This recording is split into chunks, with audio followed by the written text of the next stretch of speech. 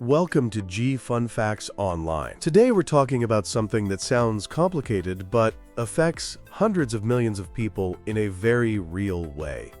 Measuring the cost of a roof over one's head. For decades, India, one of the world's largest economies, has been measuring its national inflation with a massive blind spot. Imagine trying to understand the weather for an entire continent by only placing thermometers in its cities. That's essentially what has been happening with India's primary measure of retail inflation, the Consumer Price Index, or CPI. In a landmark move, that's all about to change. By February 2026, India is set to roll out a new, overhauled CPI that will, for the first time ever, include a rural housing inflation index.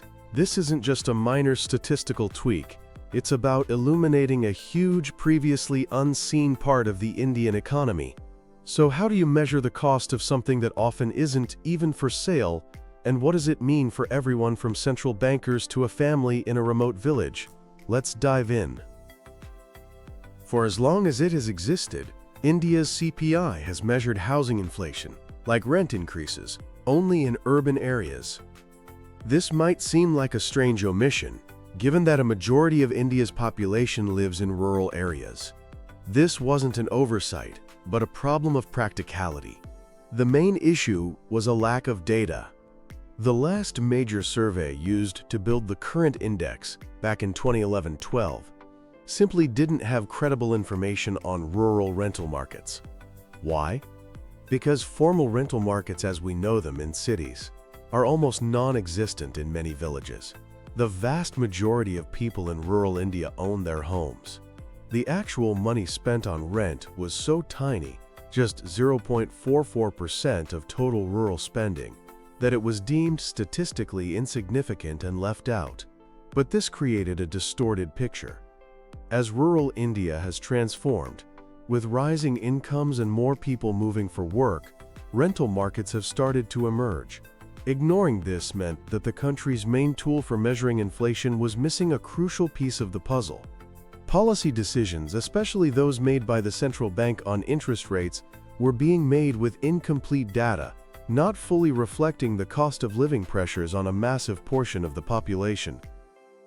The game changer came with the new Household Consumption Expenditure Survey for 2023-24. For the very first time, this massive data-gathering effort captured detailed house rent data for rural areas, and crucially, it included something called imputed rent. This breakthrough was the green light for India's Ministry of Statistics to finally build a truly representative housing index. So how exactly are they building this new index? It's a fascinating process that involves more than just adding a new column to a spreadsheet. First, the most obvious change is the inclusion of rural areas. But at the same time, they are also removing certain types of housing from the calculation in both urban and rural areas. Specifically, government and employer-provided accommodations are being excluded. This might sound counterintuitive, but it's a very smart move. These accommodations often have subsidized rents, or the rent is tied to an employee's salary through a house rent allowance, not the actual market rate. Including them was like trying to measure the price of apples at a market by also including the free apples your friend gives you from their tree. It distorts the data and tends to underestimate true housing inflation. By removing these non-market transactions, the new index will give a much cleaner signal of what's actually happening in the rental market. Another huge upgrade is the frequency of data collection. Currently, rent data is collected only twice a year. In a fast-moving economy, this is far too slow. It leads to strange, jerky movements in the monthly inflation numbers that are hard to explain. The new system will collect rent data every single month. This will make the index far more responsive and will give a smoother, more accurate, real-time picture of housing costs. Now we get to the most interesting and complex part. How do you measure the cost of housing for people who own their homes and don't pay rent? This is where the concept of imputed rent comes in. Imputed rent is the estimated amount a homeowner would have to pay if they were to rent their own property on the open market. It's an economic concept that treats your house not just as a home, but as an asset that provides a service. the service of shelter. To calculate this, the government will use what's called the rental equivalent approach. In simple terms, data collectors will go into selected areas and find a sample of houses that are actually being rented. They'll record the rents for different types of dwellings, say 1 room, 2 room, and so on.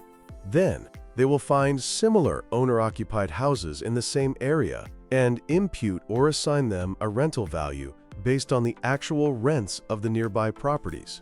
It's like a real estate agent estimating your home's rental value, but done on a massive, nationwide statistical scale. While this is a globally accepted method, applying it in rural India is tricky. To ensure accuracy, it's likely that more sophisticated techniques, like regression models that consider various housing features, will also be used to fine-tune these estimates. Finally, to make sure all this new data can be compared with past trends, the statisticians will use a method called chain linking. Think of it like adding new, stronger links to a chain without breaking it.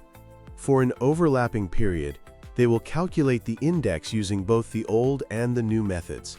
This allows them to create a conversion factor, ensuring a seamless transition and allowing economists to still analyze long-term inflation trends without a sudden break in the data series. Of course, building this new index is not without its hurdles. The success of this entire project depends on collecting accurate data from the vast, diverse, and complex landscape of rural India. One of the biggest challenges is that rural rental markets are often small, informal, and unorganized. Finding enough rented houses to create a reliable sample for the rental equivalent approach could be difficult in some regions. Then there's the sheer diversity of India. A concrete pucca house in Punjab is very different from a traditional dwelling in Kerala. The sampling strategy must be robust enough to capture this variety and ensure the data is comparable across the country. And we can't forget the logistical barriers. Reaching remote villages, dealing with the fact that many rural houses don't have formal addresses, and overcoming technological gaps are all significant operational challenges. To tackle this, India's National Statistical Office is planning a multi-pronged strategy. They will leverage technology, using handheld devices and mobile apps for faster, more accurate data collection. Geographic Information Systems, or GIS mapping, can help locate and track dwellings, overcoming the no-address problem. Crucially, there will be intensive training for the field staff to handle the nuances of asking sensitive questions and accurately estimating imputed rent. This is a ground-level effort that requires skill and precision. But the payoff for overcoming these challenges is immense.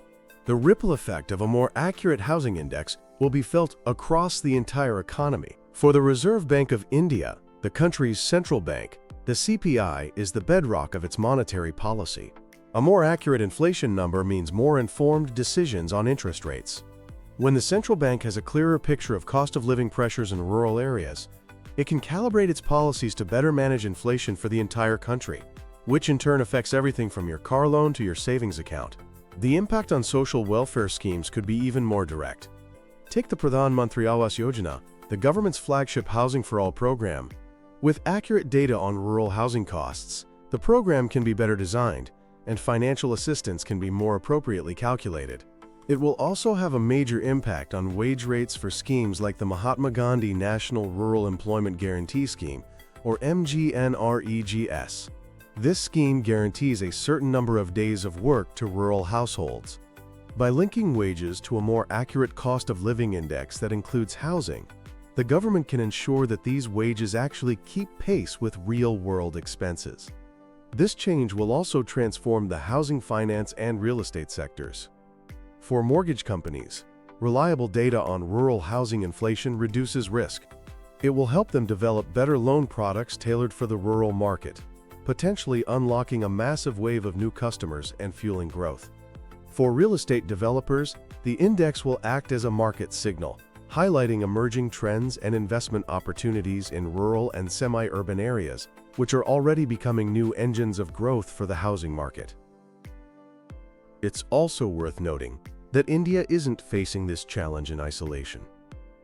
Many developing countries, and even some developed ones with high homeownership rates, grapple with how to properly measure housing costs. Countries in the BRICS bloc, like Brazil, have explored similar statistical models to value their housing stock. Looking at these international practices shows that while there's no single perfect method, the global consensus is clear. Including owner-occupied housing in inflation and welfare measures is essential for accurate economic analysis.